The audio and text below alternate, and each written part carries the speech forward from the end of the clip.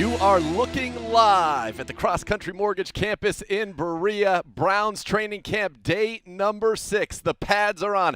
Hello, friends. Nathan Zegura joined by my partner, Ken Carman. And Ken, an exciting day. Football is back here in Berea. The football's back and the pads are back on, and it looks a little bit more like everybody's used to seeing, with all the wide receivers running some crisp routes. We got some good DB work in today, and watching the big uglies in the trenches actually holding on and grabbing cloth and going after each other. It's an exciting day in Berea. Yes, for the next hour, we're going to be bringing you all of the action here in Berea. We've seen some one-on-one drills already, one period of team drills. Let's get into the news of the day. Obviously, when you think about this football team, you want to know who's out there, who's in, who's out. And for the news update, we've got, of course, these guys, Jeremiah Owusu-Koramoah. He is back off the COVID reserve list. We'll only see him in the individual period here today. We won't see him in team. He's got to get in a couple of practice before he's able to participate in team activity in the pads. The list a little bit longer than normal today. Anthony Walker Jr. suffered that knee injury. Kevin Stefanski saying he's going to be out probably a little bit more than a week, but no surgery needed there for the Browns starting Mike linebacker. Jacob Phillips has been working in his spot so far today. Safety Sheldrick Redwine out with an ankle injury. Ronnie Harrison out with a hamstring injury. Grant Delpit not working today as part of his plan coming back off of the major surgery to that Achilles a year ago. But what that means is 3 of your top 4 safeties are out. It's Javonte Moffitt, the undrafted free agent a year ago, had a big day at the Orange and Brown scrimmage, couple of interceptions that played his way onto this team's roster and practice squad. He will start alongside John Johnson, at least with that first team. Tack McKinley remains out with that illness, although the team expects him to be back soon. JoJo Natson, Chris Hubbard, and Odell Beckham Jr. as part of their rehab plan remain out, as is Tony Fields, who has not yet seen any action at training camp. But the big news of the week, of course, NickChubb signing a 3-year extension that will keep him with the Browns through the 2024 season. And Ken, this is a deal that is great for NickChubb. It is a deal that is great for the Browns. It's great for everybody involved. It's great for the Browns. It's great for Nick. It's great for his family, and certainly great for the fans. The fans, we talk to these people every single day. They love NickChubb.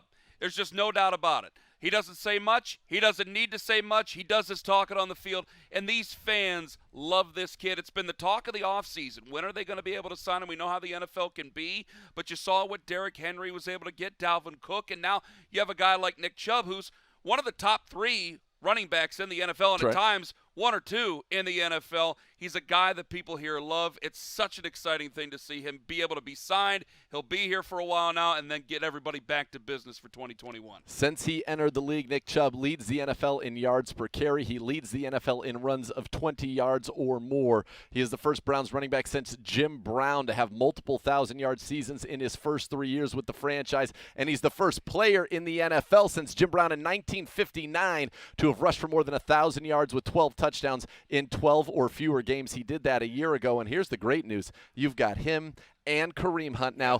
Those two both under contract through this season and next. 4 of your 5 starting offensive linemen under contract through this season and next as well. And I love what it does, because you can't throw the Browns front office in a box the way that guys like me want to do and say, well, they don't pay running backs in the NFL anymore.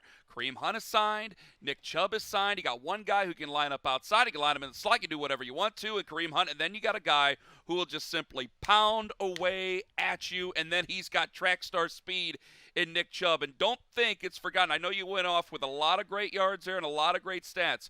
Fourth quarter, where it counts, and just how much better he is than any other running back in this league when it comes to getting a win, pounding out a team, and frankly, making another team quit when it's needed. That's right. Browns 13-4 when Chubb rushes for more than 100 yards, and he averaged 10 yards a carry, to Ken's point, in the fourth quarter as that closer for this team. So great news there. NickChubb will be here. And look, when you preach smart, tough, and accountable, you talk about NickChubb, he embodies all of those things. Andrew Berry saying he embodies the soul of this football team. You've got to reward those guys. That sends a message to everybody else. Hey, you go out, you handle your business, you do it the right way, and you are going to go ahead and get rewarded, which NickChubb certainly did. All right, the pads are on. That's the big story of the day, and that will lead us to the action behind us here momentarily. But the pads are on, and I was talking with JoeThomas, who might pop by this show in just a little bit. I was talking with the Hoff earlier, and he said, boy, that's when he gets fired up. That's when the anxiety comes. That's when the energy comes,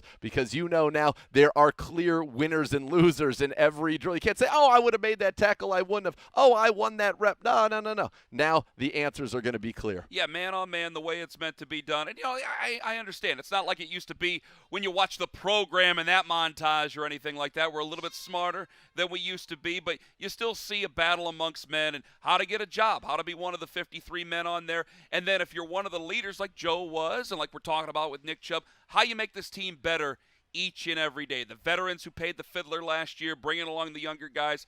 This is a day you start to develop the culture with a football team like this. It certainly is that kind of a day, and we're going to get into some 7-on-7 action, I think, coming up here momentarily. Here it is, Browns Live, of course, presented by CrossCountry Mortgage. Nathan Zegura and Ken Carman, all the action with you here until 4:30. This is the day. You saw that crowd out here. They have been loud. This is the one they've been looking forward to. I asked JoeThomas, I said, how much more valuable is a padded practice than a practice without pads? And he said it's at least 10x. That's how important it is to the coaches and these players. They're all pro when it's in T-shirt and shorts or when it's in shells and shorts, when you're actually able to go against each other, when you're able to use your hands and go at full speed. And then you find out who's going to be the guys, who are going to be tough, especially in this type of heat, because it is August in Ohio. It's a hot one out today, as you can tell from us, and we got the shades on, and we're taking care of everything. And you see the way that these guys are playing today. This is where you start to show who's going to be your leaders on this football team and who you're going to be able to count on during the late parts of the season when it gets a little cooler out. That's right, and we're getting some of those big-time now one-on-ones down in the trenches. And speaking of the trenches, let's get into our Browns roster battle of the day, brought to you by Discount Drug Mart. And we're going to focus on the defensive tackles, and you're seeing one of the guys that should be penned in as a starter, Malik Jackson, with a great rep there against Joel Bitonio, the swim move to get around the three-time Pro Bowl left guard of the Browns. But Malik Jackson, Andrew Billings, two veterans coming in, headlining now this defensive tackle room for Chris Kiven. So happy to see Andrew Billings with this football team, and I'll tell you why. Las Vegas last year, and what that offensive line, you got Gabe Jackson in there as one of those anchor guards, and in that weather, that showed just a little bit how far behind the Browns defense was, where they were able to line up, play big, and just kind of pound at you with Josh Jacobs and really end that football game. You bring back Andrew Billings, who can take on a double team. You have Tommy Togiai, who we talked about just last week. I mean, these are guys that are going to be able to make that easier, where instead of 3rd and 1, where you can be able to get a first down and take away more clock, now it's 3rd and 7, they got to throw. Yeah, Billings is a space eater in the middle of your defense. He wears number 99. Prior to opting out last year, he had started 30 of his prior 32 games with the Cincinnati Bengals. Chris Kiffin calling him the strongest defensive player he has ever been around in the National Football League. So those are your likely starters. You've got Billings, you've got Malik Jackson, and I think when you go into some of those sub-packages, pass rushing situations, Billings will come off, Jackson will stay on. You might go 3 defensive ends, but if you're going to get another defensive tackle in there, let's talk about a second-year player, Jordan Elliott, last year's 3rd-round pick out of Missouri. Yeah, a guy who lost 10 pounds during the offseason and learned how to put in the work last year. And there was no problem with him putting in the work, but learning how to be a professional. But he was upset with his performance. I think, 18 tackles all throughout the season and was in the teens, a little bit far off from where he was when he was at Mizzou. Things are trying to change this year. They want him to be a big part of this defense. This defensive line coach is talking about this defensive line and how great Jordan Elliott can be. This should be a big second year for this kid and how to be able to stuff everything up the middle. Yeah, and Jordan Elliott, when you ask Chris Kiffin or you were to ask somebody in the front office, said, which second-year player do you think is going to take the biggest leap? Jordan Elliott is a name that consistently comes up. Joel Bitonio, in fact, in his press conference, his availability with the media, went out of his way to praise that, said he has gotten a step quicker and he can be a disruptive interior penetrator for the Browns. You mentioned Togiai, this year's 4th-round pick out of The Ohio State University, arguably the greatest athlete in terms of the NFL to ever come out of the great state of Idaho, actually the first Idahoan who has been Ohio State Buckeye. True story. I had no idea about that. There you go. Boy, Boise's just getting bigger and bigger every single day. It most certainly is. Amazing. So those guys, if you're looking at this as 4 defensive tackles, you'd say those are the leaders in the clubhouse. Billings, and you've got Jackson, you have got Togiai, you have got Elliott. But this is going to be a fierce competition. You have a combination of youth and experience. On the experience side, Damian Square, number 98. He is a 9-year veteran out of Alabama, most recently with the Chargers, has started a good number of games in his career. And then you have Sheldon Day, number 92, a 5th-year player who spent time with the Browns last year on the practice squad as well.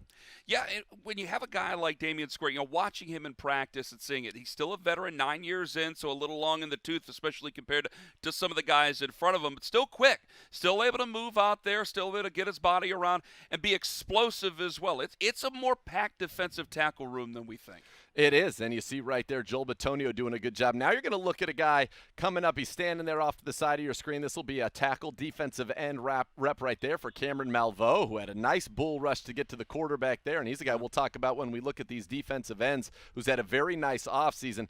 Malik McDowell, number 58. You see him on your screen, and he just kind of jumps off. Why? Because he's 6'6". He's a big guy, kind of in that Calais Campbell mold down in Jacksonville, and he's somebody, a former second-round pick. To put it mildly, he's had some off-field issues. He has never played a snap in the NFL, a former second-round pick of the Seattle Seahawks. He's getting an opportunity here, and he's a guy that when you look at him stands out, as does this guy, number 65, Marvin Wilson, out of Florida State, an undrafted free agent. There are some sleepers. Those are guys that might make this more difficult for Andrew Berry and company than it would appear.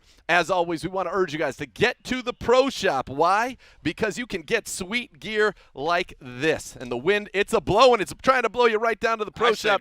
Look at this 1946 gear. It's got a hood on it, a long sleeve. This is a nice, stretchy, breathable fabric, and you can get on down to the Pro Shop. Great save, Ken. This is why you're the best in the biz, my friend. Bud. You can get that 1946 jersey, the rest of the 1946 collection. All proceeds benefit the Cleveland Browns Foundation. If you can't make it to the Pro Shop, get on the phone. Call them 440-824-3427. And those 75th anniversary jerseys, this whole 1946 collection, it's absolutely glorious. I go so far as say it's indescribably beautiful, as you see there. All right, don't go anywhere. When we return, we're going to go ahead and get onto the field and give you some real action here. It's Browns Live, presented by CrossCountry Mortgage. Hi, I'm John. I'm a pharmacist for Discount Drug Mart, but that's not all I am. I'm a healthcare provider, a good listener, and a problem solver. I've been a pharmacist for Drug Mart for over 30 years, and that's a long time to get to know your patients. And each week we hear as many concerns as there are patients. Just the other day, I special ordered a medication for Mrs. Briscoe, just to make sure she didn't miss a dose. I'm proud that our patients trust me with their pharmacy needs, and I promise that Discount Drug Mart will always be there for you. Our students don't just read books or write papers. They forge new paths and new ideas. At LECOM, we build medical professionals who excel. We create the foundation of a better world. We seek new ways to aid others. We lead the next generation. We guide the future of medicine. At LECOM, we make doctors.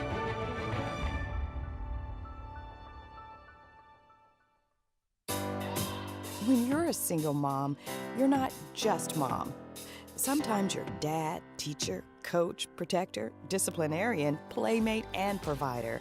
It's a lot for one person, but Paramount Advantage Medicaid is here to help with health insurance for you and your child. You'll have access to excellent eye doctors and ear doctors, and your kid will get to see the pediatrician with the good suckers. All you need is a little advantage. Visit ParamountAdvantage.org today. No matter how early you're up or how late you're running, when you start your day at Speedway, we've got what you need to have a good morning. We've got it hot, we've got it cold, we've got it sprinkled, we've got it ready. We're here to make your morning a little better, because when you get off to a better start, you go on to a better day. The official convenience store of the Cleveland Browns.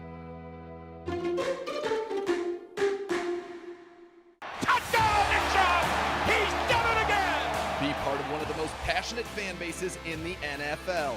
Join the Browns season ticket member waitlist today for the best chance of securing tickets for all home games in future seasons. Towards the end zone, caught by The Browns are winners again. Deposits start at just $100 per seat. Reserve your spot today by visiting clevelandbrowns.com. Oh, there they are, the best fans in all of professional sports, the Cleveland Browns fans. Nathan Zegura, Ken Carman. It is Browns Live training camp presented by CrossCountry Mortgage. We're going to take you onto the field now. Let's get into the action. Looks like a red zone 7-on-7 period. Baker Mayfield's first go-around. He'll get some more reps there. Looks to be completed. Should be Case Keenum and company there as you see Chad O'Shea and the wide receivers going through their paces. 7-on-7 now. The pads are on. You're going to be able to get a little more contact at the line of scrimmage for these DBs, but for a guy like Javonte Moffitt, a guy like Jacob Phillips working with the first team when they hadn't prior to this, it's a big opportunity today. Yeah, a chance to show off for all these guys and a chance to maybe prove just a little bit more than what they were able to prove when they weren't in pads. And there's Kyle Lauletta with the completion to our good friend Stiff Arm Steve Carlson, who is one of those guys who has really become an invaluable piece of this organization. An undrafted free agent, was a long shot to make the team. He has. Remember, his first ever catch was on that Thursday night against the Steelers for a touchdown. And he had last year what I called one of the most important onside kick recoveries we've ever seen, where the ball went through his arms, was betwixt his legs, and he just said, "You will not remove the ball from there." And he did not allow them to. I like him. There's something about him where you go to a grocery store, you see all the different cartons of orange juice, and you just pick a mindless carton of orange juice, and away you go. He's the best orange juice that you're going to find. He's made himself a place on the team. He's done a lot of good things there. There's a lot of things to like about that kid. Yeah, when you looked at it, you might have thought, oh, that's from concentrate. It turns out it's fresh squeezed Steve Carlson. No pulp. And Don't want that pulp. I'm going to disagree with you there. With you. Let's get to a fan question now. Browns Live, of course, about you, the best fans in all of professional sports. And Uncaffer Ryan says, Browns Live, in what order would you rank Togiai, Wilson, and McDowell starting off training camp? We just talked about those defensive tackles. It's a question right there. Ken, how do you see that kind of trio? I would say Tommy, then Marvin, then Malik McDowell. That's where I would put it. Malik's he's a reclamation project. There's been discipline issues before.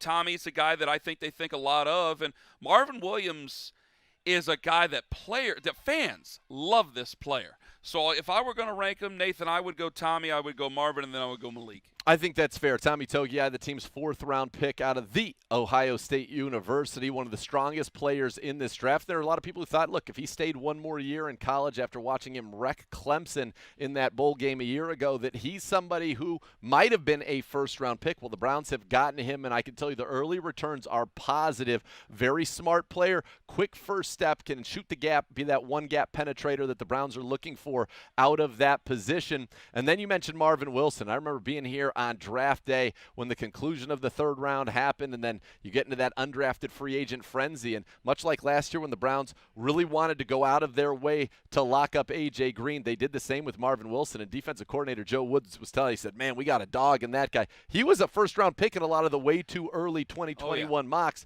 And then McDowell, he's got all the talent in the world. Let's see if he can harness it and put it to use. Let's get another fan question here on Browns Live at NFL Edits. Will we see more Chubb and Hunt on the field at the same time this year? I think that all just depends on situation, doesn't it? I know that's an easy out, but maybe you set up with something like that. But if we're talking about split out, I'd like to see a little bit more of Kareem Hunt maybe split out. I know that they tried that a few times last year, and it seemed to work a little bit. But I'd like to see even a little bit more of that. But you got your bell cow and NickChubb. I would have to say yes, but it's still going to depend on weather, down, distance, home, away, everything. I don't know if we could say just yet. Oh, we're in the red zone, and that's Baker Mayfield to Austin Hooper, and that's touchdown Browns. You got to like to see that. And Baker Mayfield and that first team getting out there. I like what your comments there, and it's going to be fun to see kind of really how all of this evolves with NickChubb and Kareem Hunt. You do a thorough scheme evaluation at the end of the year, try to identify where you can get your mismatches, and I think they're going to find ways to utilize those guys. Let's not forget, though, last year that tandem, only the fourth running back duo in NFL history with more than 1,200 total yards and 12 touchdowns apiece, including the postseason. And maybe I'm mistaken. we did see a little bit more Kareem Hunt maybe split out in a slot or something like that in red zone. Did we not? Inside the 20, bit of a mismatch there depending on the defense. I thought we saw a little bit more of that last year. I'd like to see even more of it in 2021. Ken, you are exactly right. We saw it against the Indianapolis Colts. Kareem Hunt last year, 5 receiving touchdowns, actually led this Browns football team in that category, and they did come in the red zone predominantly. We had a nice catch and run for a score against the Baltimore Ravens last year as well, as we see Kareem go into the huddle now. And this is back to the team period. This isn't 7-on-7. You see the big fellas out there, J.C. Tretter, and you love that continuity. J.C. and Joel and Jed and Wyatt and Jack Conklin with Baker Mayfield in the shotgun. It's an inside handoff to Kareem Hunt, who had a nice bit of running room there when you don't even see. I know we're not really tackling here, but we didn't even see anybody thud up. We didn't even see anybody touch up right there, or touch off, as they like to say. Good hole up the middle on that inside handoff, and a good job for the offensive line. Yeah, and I think that this was what makes it fun for fans, and I think this is what makes it a good look for coaches, is that, again, you're able to touch cloth, you're able to get in there. For guys like Tommy Togiai, the last couple of days have probably been boring because you're just kind of fitting up. Now you can kind of show off some of your strength, how you fight double teams and everything else that you do well. Right, and for the offensive lineman, now the defensive line's wearing pads. A little play action, Baker back in rhythm. Just a little too high. And Greg Newsome, who will join us later on Browns Live. He'll be live on Browns Live. Little Mutombo. No, not so fast. Not so fast as the rookie. Very happy out there. But that's a big thing. You know about the trench play. Our next guest, Joe Thomas, knows about it at a very high level. But you need to have those pads on to be able to get some grip on these defensive linemen. And so the offensive line finally is going to not have these guys sliding off of them and claiming they won reps. And Joe will be able to tell us a little bit later on. It's going to make a guy like Jedrick Wills better, because now you're going up against Jadeveon and you're going up against Miles, and it's live. So now you know where hand placement is. You know where your feet are supposed to go. You know what two of the best in the business, a couple of number 1 overalls, bring to the table when they're rushing a passer. It just makes Jedrick that much better. It does, and you saw that pass protection hold up there on a play action. A beautiful dime from Baker Mayfield to David Njoku, that former first-rounder who has all the talent in the world. And if he can continue to get open like that and bring it in,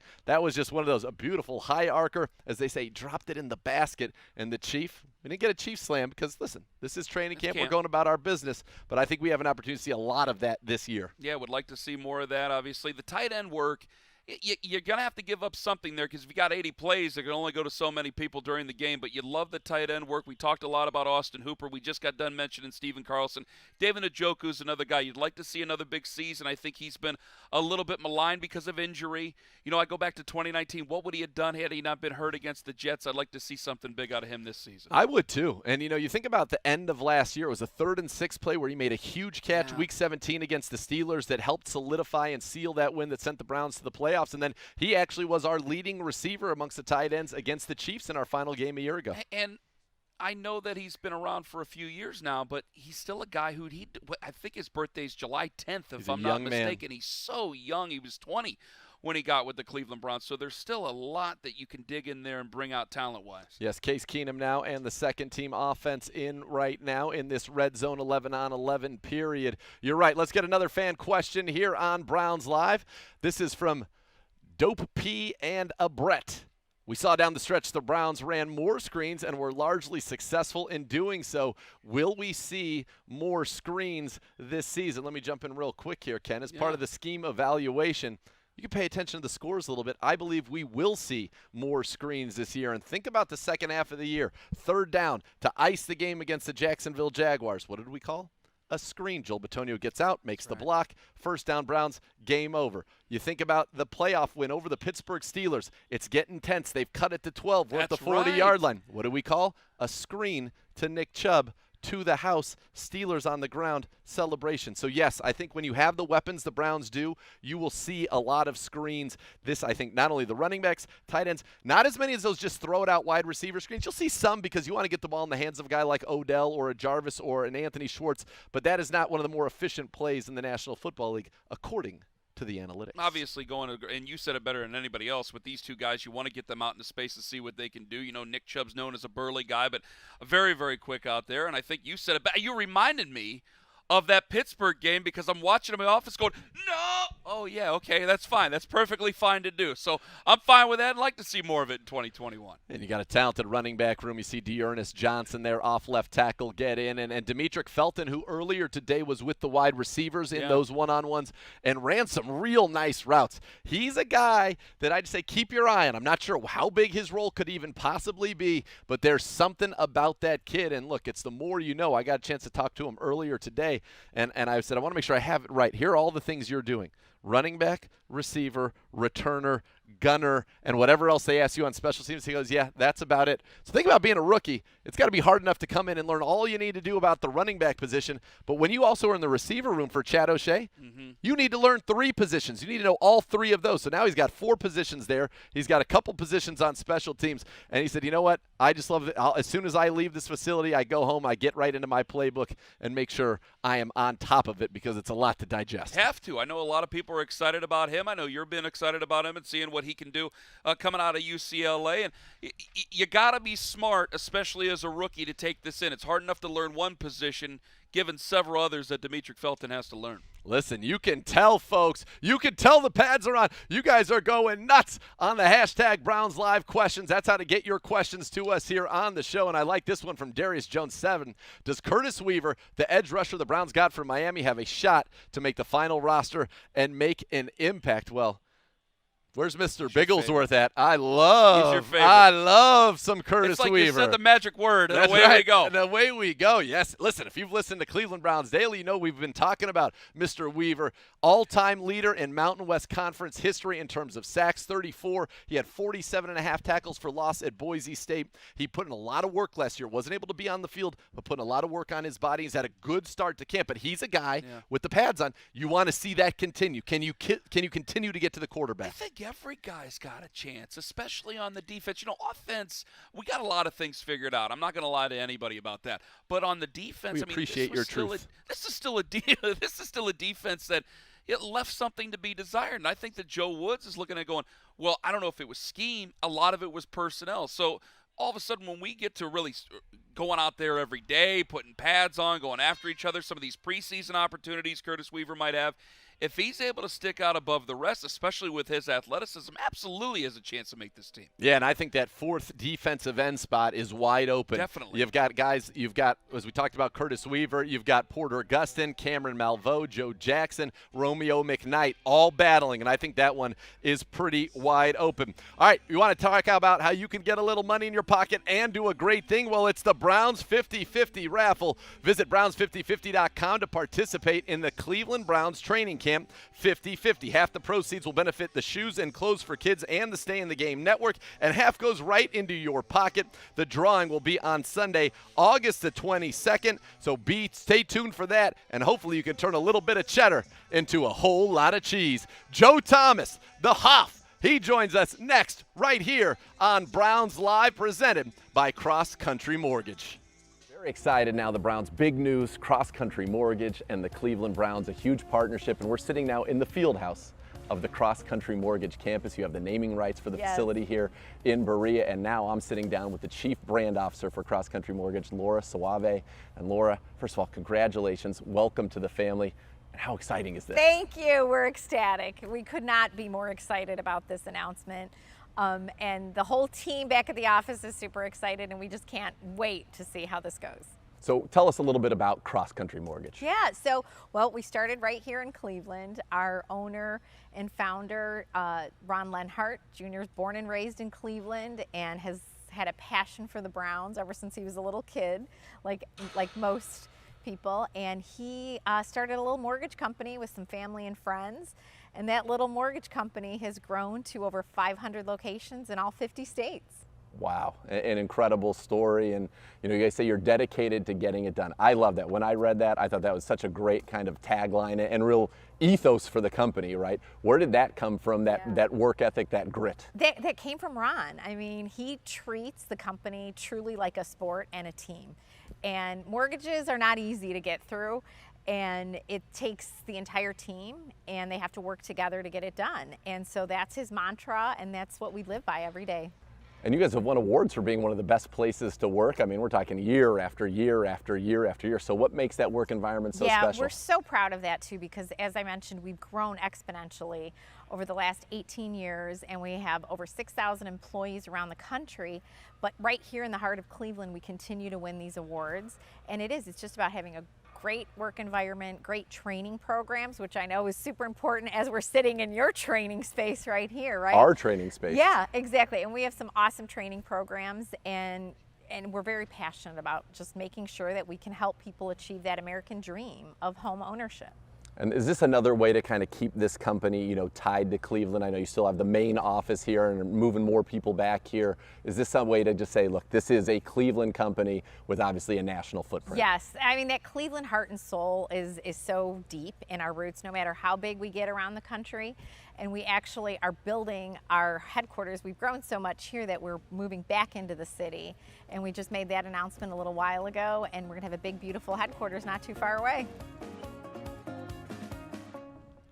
Oh, welcome back to Browns Live Training Camp presented by CrossCountry Mortgage. Nathan Zegura, Ken Carman, and the living legend himself, JoeThomas, joining us on set. What a treat. Let's all go ahead and put it together for the Hoff here. Joe, it is great to have you here in Berea, obviously on campus here, the CrossCountry Mortgage Campus Training Camp. Day number 6, and the pads are on, and I know that gets you excited. Yeah, great day to be alive, to be able to see these guys getting after each other a little bit, and we get to find out a little bit more today about who really was winning those reps early on when both guys claimed victory, but they weren't wearing the pads, so the true referee was not out there. Well, I was trying to paraphrase you earlier and act like I knew what I was talking about when it came You to did offensive great. line play. Wow, But it's a big deal with the pads on it. We're going to really see some team action here as Baker Mayfield and the starters. There you see Jacob Phillips in for Anthony Walker Jr., and it was Phillips who started Week 17 a year ago, had 10 tackles in that one. A little check down there to NickChubb and Sione Takitaki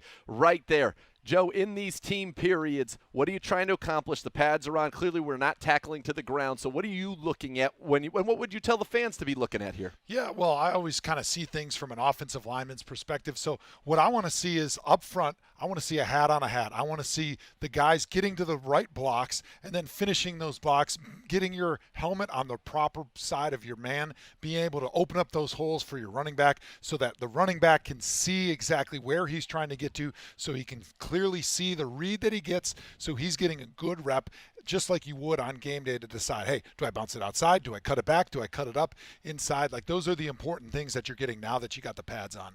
All right, Baker Mayfield dropping back out of shotgun, out quick over the middle, and it is Mac Wilson with the interception as he was looking in the red zone drill for David Njoku. And Mac Wilson, guys, is somebody who has had a great start to his camp, a great offseason, really kind of attached himself to Anthony Walker Jr., getting in his playbook, and he looks to be in great condition, Ken. You better mark every play he makes, because this is a guy that I think we need to pay attention to.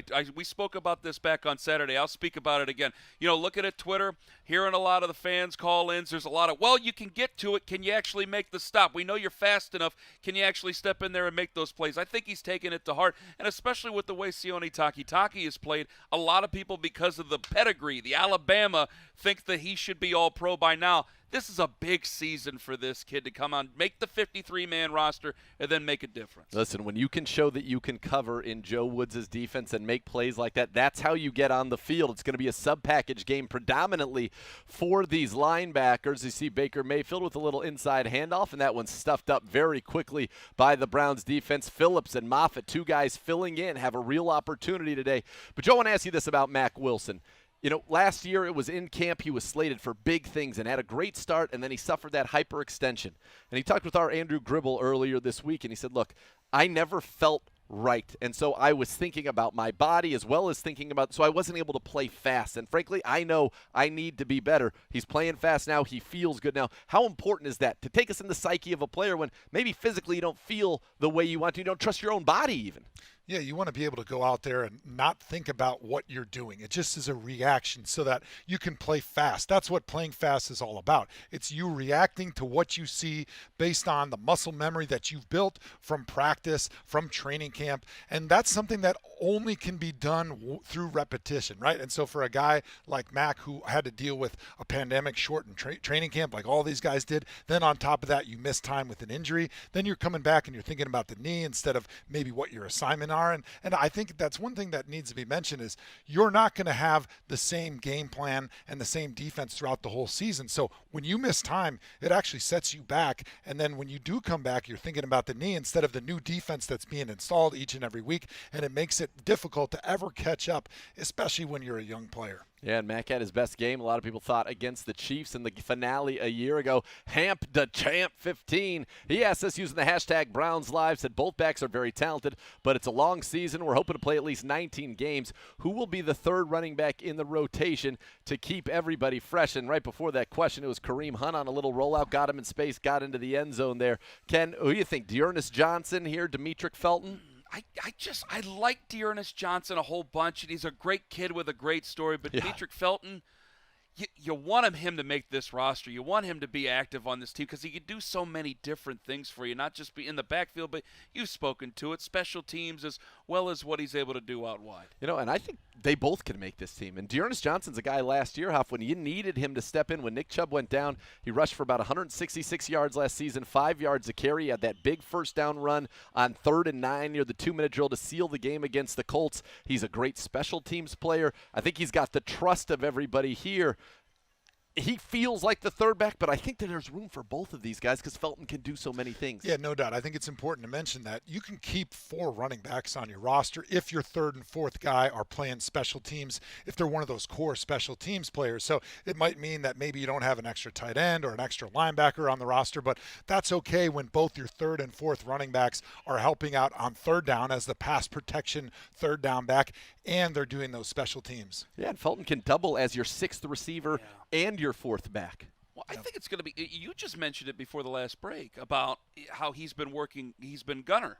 Yeah. So it's one thing to watch during the 3 preseason games. All right, how's he going to do on special teams? Because, again, you want him to be able to make the team, and he might take a spot away from one of the late defensive backs. Yeah, I think for the more astute fans that's watching training camp, if you watch where they're being used on special teams, that'll tell you a lot about what the coaching staff thinks about them at their regular position, because you see a guy like you mentioned that's playing first-team gunner. That means the coaching staff expects him to make the team. They want to put him out there and become a core special teams player so that he can also play that third or fourth running back position. And I'll tell you this, talking to Demetric Felton, who you see on your screen, number 25, playing with the wide receivers today. And he said, look, they kind of told him it's going to be 2 days in the running back room, 1 day in the receiver room. That's kind of the plan. But he said, you never know. Some days you'll show up. Like today, he thought he was going to be with the backs. He is instead with the wide receivers. Inside handoff to Dearness Johnson with a nice run off of the right side and into the end zone. But Felton told me, look, I get it, okay? I'm trying to become best friends with Mike Prefer, and he also shared with me that he had been a gunner before. He did everything they wanted when he first got to UCLA before he became the guy that was drafted and we know led the Pac-12 in all-purpose yards a year ago. You are looking live, as we told you, at the CrossCountry Mortgage campus here in Berea. The Browns in the first day of pads in a team drill here. 11 on 11. Case Keenum in the second unit there. Nick Harris at center. Colby Gossett at left guard for you. That's Damian Square, number 98, the defensive tackle in the picture that you see as well, with Keenum in the shotgun here, looking to continue to put some positive momentum here for this offense. And then when you see that ball out quick in rhythm, it's usually something good. A little wide on that throw to John Kelly. We'll get another fan question from the best fans in all of professional sports right here using the hashtag BrownsLive at The Hunter. He says, how is Clowney doing so far? And who better to ask about Jadeveon Clowney than the only guy sitting up here who's played against him? You, JoeThomas. What do you think about Jadeveon Clowney, what he brings, and what you've seen and heard so far? Yeah, so far what we've seen is everything as advertised and some. I think the addition of Tack McKinley with Myles Garrett and Jadeveon Clowney puts us with 3 really difficult to block one-on-one pass rushers. And seeing those 3 guys on the field at the same time in that NASCAR third down package, I think it's really going to be challenging for an offense because they're going to have to decide, hey, who do we want to block one-on-one? And I don't want to block any of those 3 guys one-on-one if I'm an offensive line coach. So it really puts the chips in the Browns' advantage when you do have those guys, and it becomes a synergy where all 3 of those guys are much better together than they are individually. And we saw that with Myles Garrett last year.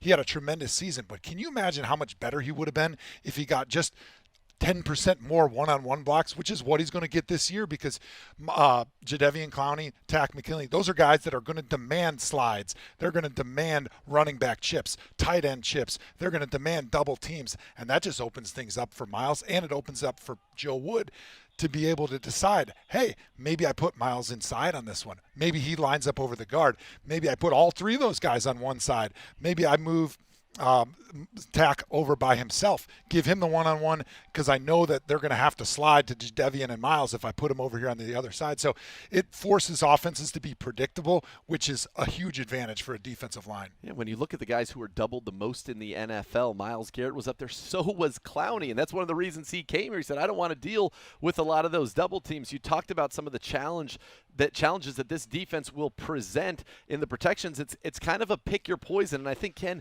if there were any issues that people had with this defense a year ago, it's like, okay, you would get a big lead. As Curtis Weaver right there probably would have batted that ball around if he was being really aggressive there as he came around the left edge. Nice to see that. But, this is now a defense that is not one where teams should be able to come back. You've got a great back end, and you got the guys who can go get the quarterback. Absolutely. And especially when you go back to the Dallas game last year, Tennessee. go back to the Tennessee game Sure. last year. It's one side's going to work off another. If I can't apply pressure, Ryan Tannehill's a good quarterback.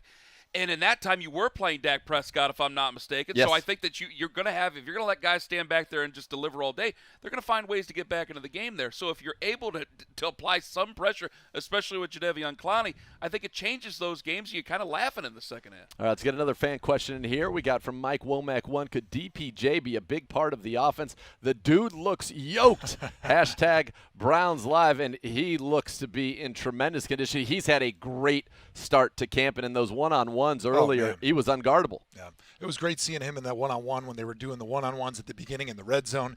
He was nearly impossible to guard because he's got the size, he's got the speed, he's got the quickness in the short area to be able to get open in the red zone where all the windows are a lot smaller, and he's got the hands to be able to go up and snatch the ball from a smaller cornerback. He's a guy who impressed the coaches last year. Remember, he was inactive, and then they go to Dallas. He was supposed to be inactive that game. Kadarrell Hodge tweaks a hammy in the warm-up, and he gets thrust in. Very first play, goes out, pancake blocks somebody, and all of a sudden it was kind of off to the races, but didn't catch a pass until Cincinnati. Yep. Catches one from Jarvis, catches 2 on the final drive, including that game winner. Goes on to have a tremendous rookie season where he averaged over 21 yards per catch. I'm excited to see what he can do next. Over the years, I've seen plenty of guys who are probably third-team wide receivers who end up playing first-team wide receiver in different situations.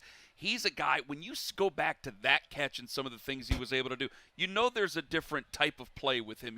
There's a different type of talent with him. And I'm glad, and I forget who sent the tweet, I'm glad I wasn't the only one who noticed because it looked like pumping iron for a second when I saw him walk out there for the first time. I knew that he got bigger. Yeah, he looks to be in great condition. Let's get another fan question in here using the hashtag Browns Live. The front 7 pod sounds like a good football pod to me. Browns Live, how is the performance of OBJ at the moment? As expected, better, still underperforming and needs a bit more of time.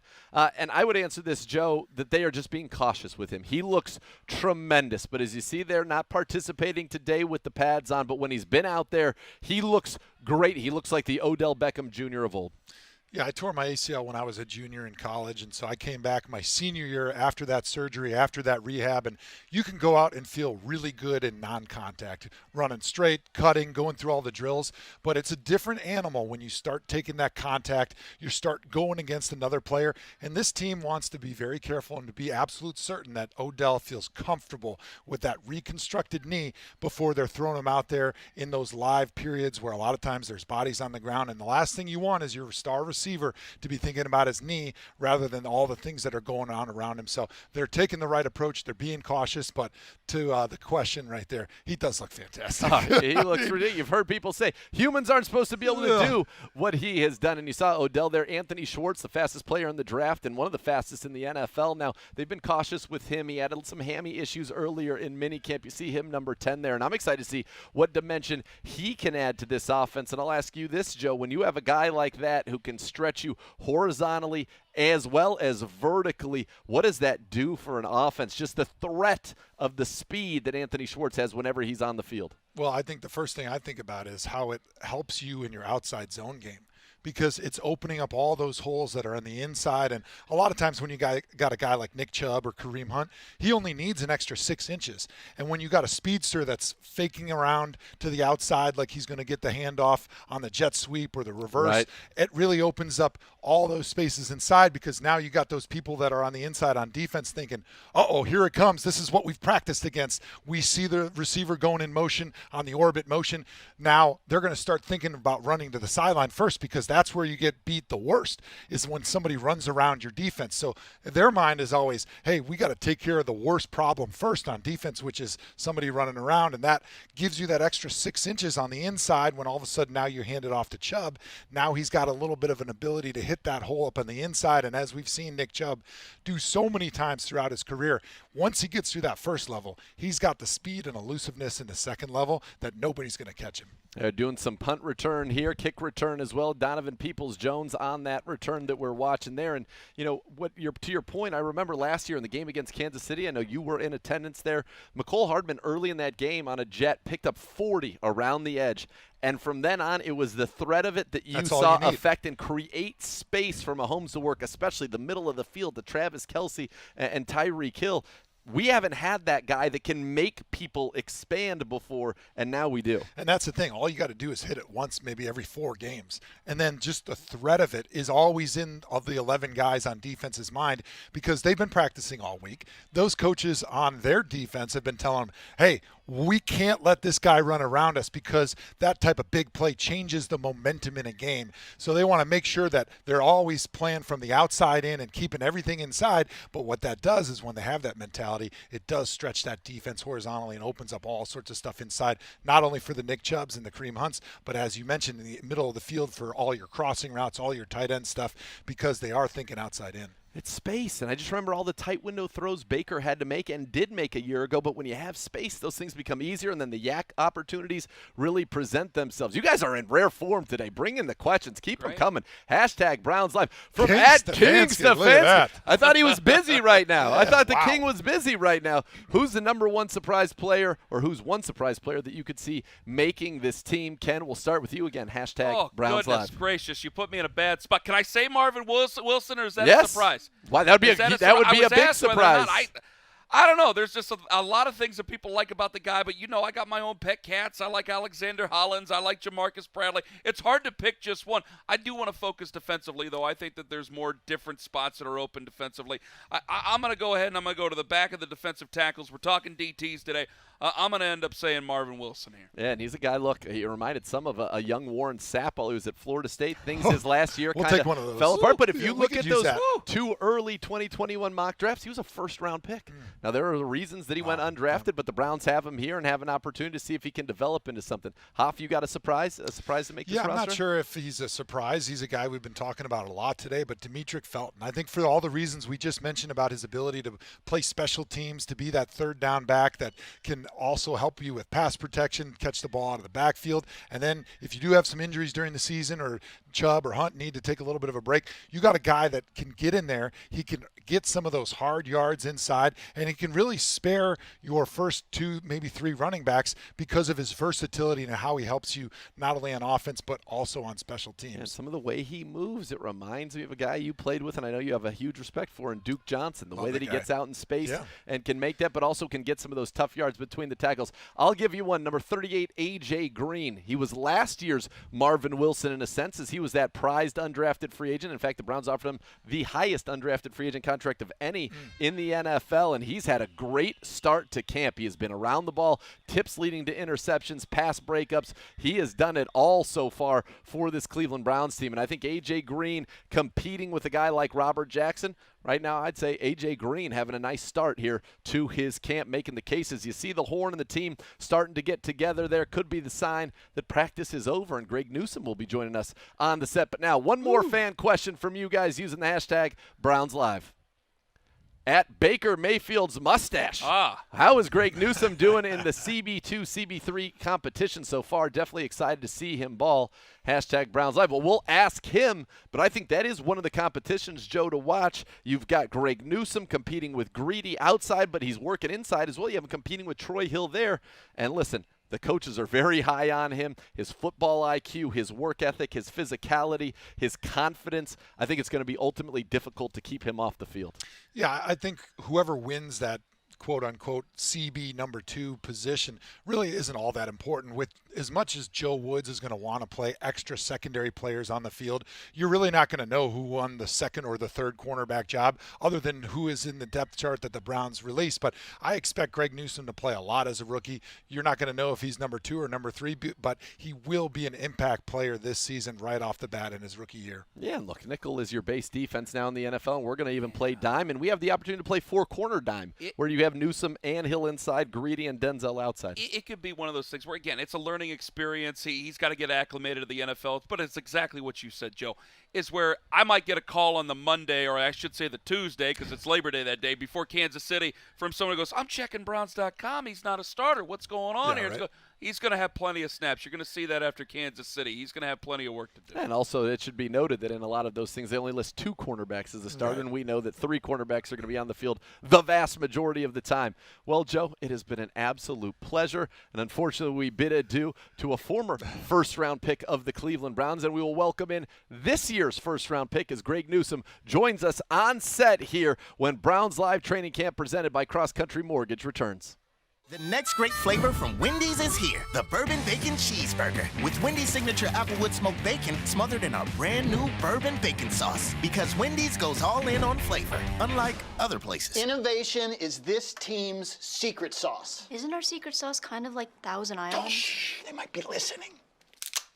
Bill's right. Everyone, break your phone. Get 'em on the table. I don't have an insurance plan for my phone. It's no secret. When it comes to flavor, we got you with the new Bourbon Bacon Cheeseburger, only at Wendy's. Touchdown, NickChubb! He's done it again! Be part of one of the most passionate fan bases in the NFL. Join the Browns season ticket member waitlist today for the best chance at securing tickets for all home games in future seasons. Towards the end zone, caught by Donovan Peoples-Jones, touchdown! The Browns are winners again! Deposits start at just $100 per seat. Reserve your spot today by visiting clevelandbrowns.com.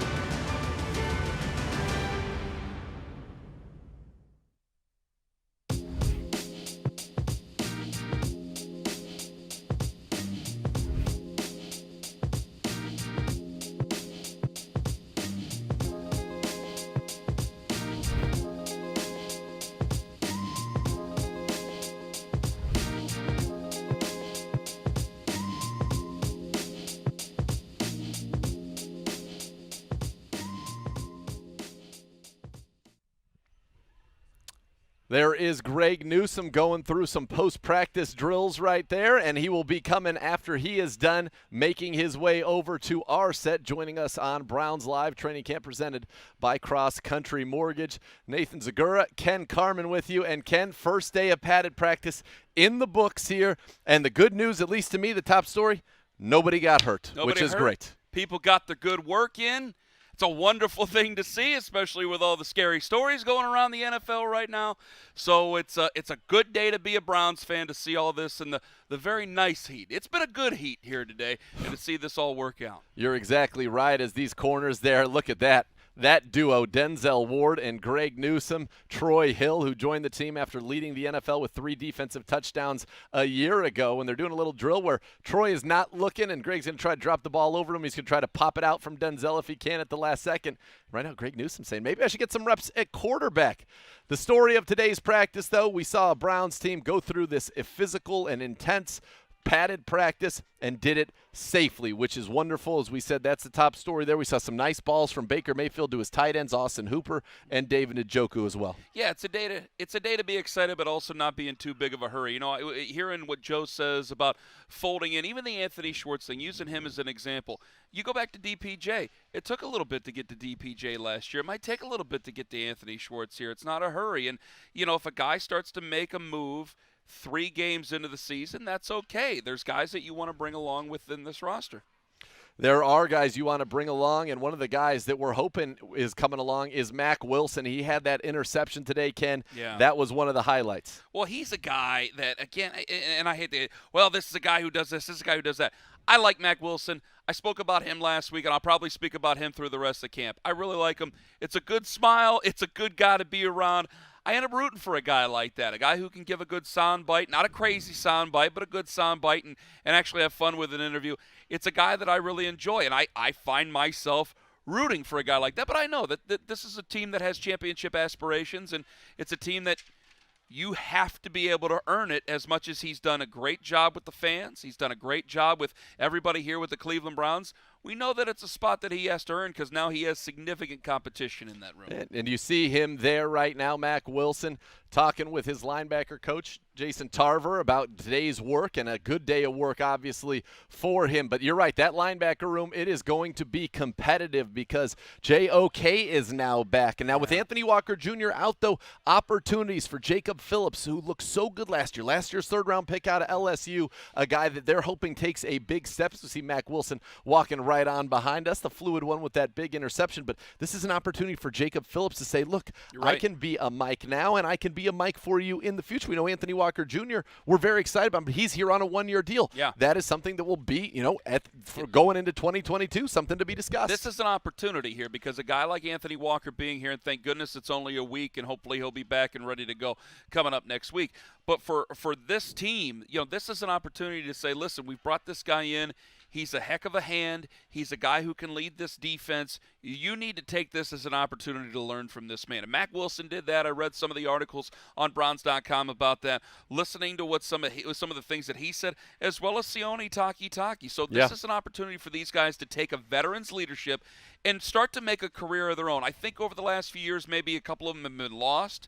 You've retained some of these guys, talking about both Sione Takitaki and Mack Wilson. This is a chance to learn from a good hand, a good vet, and to make your career better and make a difference for this 2021 team. You always want to be known as a good hand, Ken. Everybody knows that who gets in this they business. say it in pro wrestling. That's He's a right. heck of a hand. You got to make sure you got a good job and you're able to work for it. That's right. He's a worker's worker. You look at some of the best fans in all of professional sports still hanging around, getting their last looks at these Browns players. And how about all the guys going through this extra work, especially that DB group out there? They're putting through the paces. You're even seeing a guy like Anthony Schwartz working on some of his catches. The wide receivers doing it as Jeff Howard puts these DBs through the paces. Miles is still out here running some sprints. And I think, the message that sends when you have a guy like Myles Garrett out here, you've got Denzel Ward out here putting through the paces as Malik McDowell walks right by us here. And that is a mountain of a man, Ken, right there looking to earn his way onto this Cleveland Browns football team. But a little extra work, extra sessions here. You got to like to see that, especially after a day, your first day in pads in pretty extreme heat. But if Miles is out here, what does that say to everybody else out here? That guy's as good as it gets at his job, and he's still out here wanting to get some extra reps and get better, and now takes a well-earned seat over there on the cushion. If he's getting better, y'all better be out here getting better. That's the difference. So I like this part about it. I know they showed the fans, the best fans in all of professional sports, by the way. I love how you coined that phrase, Nathan. That's right. No, it's our phrase. I think this is the fun part about it, because I remember years ago coming here with my parents, my dad in the Caprice, my buddy Eric Perry and I in the back with my parents riding up front and getting to see camp way back when. I remember almost everything about that day. And one of the things is right after practice ends, you see guys kind of taking extra reps, taking extra practice reps. Guys get on the jugs machine, that type of thing. I remember, I love football, and I remember everything about it, and I hope that one of the 6-year-olds, 7-year-olds, things like that out here maybe see this, and maybe they remember it in 20 years when they bring their own kids. Yeah, and we certainly hope to get to the point, soon, maybe obviously not this training camp, but hopefully by the next training camp where you're able to have those moments, those interactions, those autograph signings. I remember my good friends, the Monacos, were here 4 years ago, and they brought their newborn Rocco Monaco to camp, autographed by Joel Bitonio. Said it's the first time I've ever signed a baby, but he never will forget it, and neither will the Monacos. So that's what you're looking for, making those kind of memories, and it's great to see these fans and to see the kids. And as we're looking now, some of the players getting to have a little interaction with their families. This is what it's about. You're here to put in the business, to put in the work, but it's about creating memories for the best fans in all of professional sports who have taken some time out of their day to come watch their football team work. And look, the work will not stop. Greg Newsome, we want to be working with you right here on stage, but Greg Newsome out there putting in extra work. And there's our guy, Mac Wilson, walking by. Big interception in the red zone today, Mac. That's what we like to see. Absolutely. There he is, the fluid one. That's right. Now that his helmet's off, let him hear you. Yeah. Let him hear you. And we certainly did there. That's what happens on Browns Live. Never knew it was going to walk by. We're located perfectly. This isn't an accident. They're all coming by. This is strategically located. You never know who's going to make a cameo around here. They're all coming by. Don't focus on us. You have to look at people behind us walking. There it is. And Mac done for the day, hanging up his helmet. We had Odell walk by on our first Browns Live training camp presented by CrossCountry Mortgage. And I want to let you guys know, in case you're making plans already, as we wait for Greg Newsome, say, when's the next Browns Live? Well, it's going to be this Sunday. That's right. It's going to be this Sunday, and we'll be coming to you live from First Energy Stadium, Sunday, August the 8th. Be sure to get your tickets now before it sells out. You can head to clevelandbrowns.com/tickets/training-camp to get yours. If you're not able to make it to that practice, don't worry. We're going to have full coverage of it right here on Browns Live. Again, that's Sunday, the scrimmage at the stadium. It'll just really be a practice, the orange and brown practice, as you see, and that's where you get them. clevelandbrowns.com/tickets/training-camp as Greg Newsome continues to go ahead and put in the work. He's going to outwork us. He is out. He is going to, well, he's going to keep us working, that's for sure. He's like, if I'm here and you're here, isn't this our time, Mr. Hans? There it is. I'm on his time. I got to go the way he goes. And nobody would begrudge you a little pizza on our time. Of Certainly course not me. Certainly not. All right, Pro Shop 1946 collection. Those beautiful 75th anniversary jerseys. Visit the Pro Shop at First Energy Stadium to get all of your gear. All proceeds benefiting the Cleveland Browns Foundation. And if you can't make it to the Pro Shop, you can give them a call, 440-824-3427. And oh boy, we're starting to see him walking. Guess what direction he's walking in, folks? Right towards our stage. Greg Newsome, he gives the point. Come on down, Greg. Come on over here and join us on Browns Live. Oh, that's us back there. Look at, I'm waving to our it's like our future selves right there. Yeah, there we are. Yeah, that looks fantastic. Hello, Baco. Hello there. Baco on the camera. Hi Dan there. Murphy walking Mr. Dan Newsome Murphy over. walking in. Yeah, we got all the stars. Luminaries. Jeff's getting a little shot in the camera as well. Jeff McDaniel, the man behind the man. By the way, all of you who enjoyed those promos and for the jersey reveal, that was all the great work of Jeff McDaniel off to my right here. Tremendous stuff. And for those of you who are wrestling fans, maybe you got a hint of a little New World Order vibe. Well, you would have been right because it was too sweet. Oh, Jeff, are you going to take a mic? Are you joining us? Oh, no, he's just getting Greg Newsome. I thought he was going to come and say the ball doesn't spike itself. I'm going to have to hop here on Browns Live. You never know. But no, here he comes. The Browns' first-round pick in the 2021 NFL Draft. cornerback Greg Newsome making his way onto the set now. We're very excited about this. We had, the Browns' first-round pick in 2007 on here, Mr. JoeThomas. Yep. 2003, sorry, joining us. And now we've got Greg Newsome with us. Greg, how are you doing today? Doing Welcome good. to Browns Live Training Camp. This is our post-practice interview. It's brought to you by Global Transport. And we saw you out there. Practice ended a long time ago, and you're out there putting in that extra work. What were you guys doing out there? Yeah, we just, focus on catching the ball. At DB, we don't catch the ball as much as the receivers, so that's something that we, are very focused on and just trying to win a turnover battle each and every day. I'm sure the game moved faster last week. You're up with the big boys now. Does it move even faster today since you're wearing pads? Nah, I think it, it's just the extra conditioning now. We're finally able to put on pads, able to get a little bit more physical out there. So I think the speed of it still staying the same. How was that first day in pads for the first time you probably put those on since Northwestern? Yeah, no, it felt amazing. It finally feels like we're playing real football, like this is real NFL football. Everyone got on pads, but, I think it was a great first day. How's your first camp going so far? I think it's going amazing, man. I'm learning a lot. Things are going a lot faster. I will say that. It's a lot faster than college. But, I think I'm getting better every single day, and that's just the goal, just to get 1% better every day. Who you rooming with? I'm rooming with myself.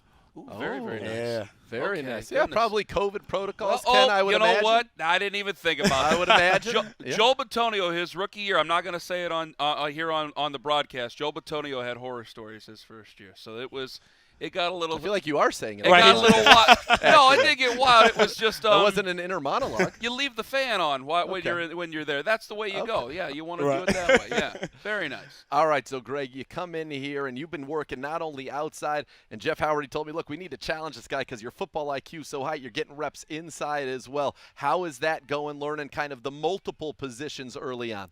I think that's just it's a benefit at the end of the day. Knowing that nickel spot is essentially the Sam linebacker. So just knowing where the nickel fits is going to help me out at corner as well. Knowing where the nickel is going to be dropping is going to help me out at corner. Knowing it's going to know where my help's coming from. So I'm just trying to learn as much as I can just to be as savvy as I can.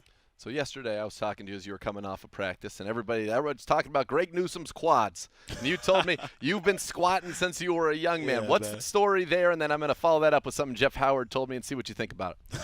Yeah, nah, man. That's something I've been doing.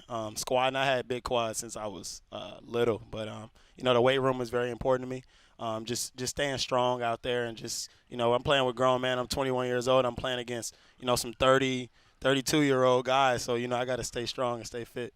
So when I was talking with Coach Howard about the quads, and he said if you watch him play, you're able to get such a deep bend that you're actually lower to the ground than your opponent, which allows you to change direction and mirror, which you do also effectively. Is that something that ever kind of not occurred to you, but was that part of the reason that you did some of this, or have you noticed a benefit from that, the way that you do play? You play in a real deep squat and allows you to really move and react quickly. Yeah, I just think that staying lower than the defender, it's something that works for me, and that's just where I feel comfortable, playing at. And I definitely think, having strong legs is a benefit, and it's allowing me to be a lot more explosive out of breaks. So, I might be – maybe I'm a step behind a little, but I feel with the explosiveness that I have in my legs, I'm able to, get out faster. Yeah, you certainly do close on that ball. I heard a couple tales about these quads. I didn't realize we had a Tom Platz here. This is fantastic. Greg Newsome joining us here on the show. Greg, technique-wise, what is your main focus to work on here in this camp for you? Yeah, it's honestly just staying patient. At Northwestern, I played a kind of a different technique, so I'm just trying to learn this technique now and just, trying to stay patient as much as I can and just knowing that the receiver has to declare eventually. So just staying patient. All right, Browns Live's all about the fans, and they've got questions for you. Who's been the toughest receiver to guard so far?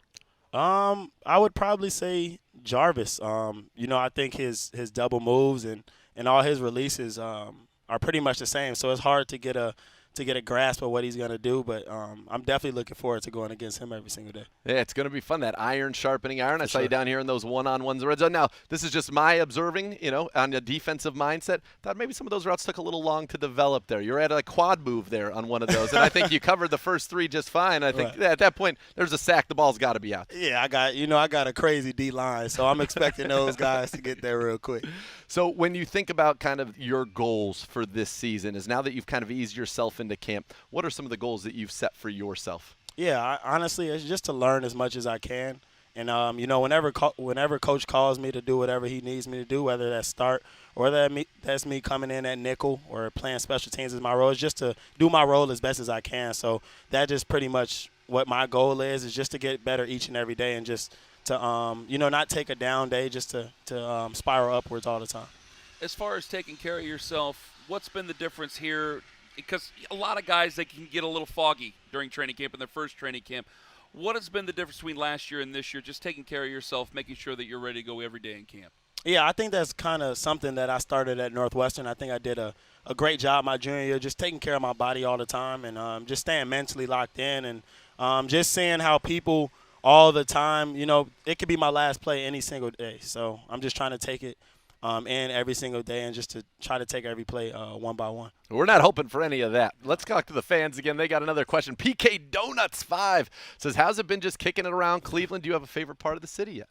Yeah, I would probably say I like Crocker Park, honestly. It's like a cool little vibe. It's some good food, some shopping, which is something that I'm always doing. So I definitely probably say Crocker Park is my favorite place to go right now. And a lot of the teams out there at Crocker Park, right? So they got a nice little community for you. How's everything going with Crocs? That's what I want to know. If they, where are we at here? You're the. In my mind, you're the face of Crocs. That's just how I feel about it. Man, I'm trying to get the endorsement. But Crocs been doing a great job. They've been talking to me. They actually just got a shipment of like 6 pairs of Crocs, so they've been sending me some Crocs. But I'm still trying to get this endorsement, trying to get my Cleveland Brown colorway Croc. It's still a work in progress. Well, listen, we really appreciate you stopping by and being with us. I know you want to get those off and get some Crocs on and enjoy this post-practice. But, Greg, very excited to see you out there. It's been a joy watching you, joy getting to actually meet you here now in person and see what you could do on this team because, boy, there's a lot of talent out there, and it's going to be fun. For sure. Thank you for having me. All right, Greg Newsome, our guest, wrapping it up here. Remember, the next time we'll be with you this Sunday, the Orange and Brown practice, First Energy Stadium. If you can't get there, we've got you covered on Browns Live, presented by CrossCountry Mortgage. If you can, go get your tickets at clevelandbrowns.com/tickets/training-camp to get yours now. Thanks for joining us. This has been fun. For Ken Carman, for Greg Newsome, I'm Nathan Zegura, thanking you, the best fans in all of professional sports, for watching Browns Live, presented by CrossCountry Mortgage.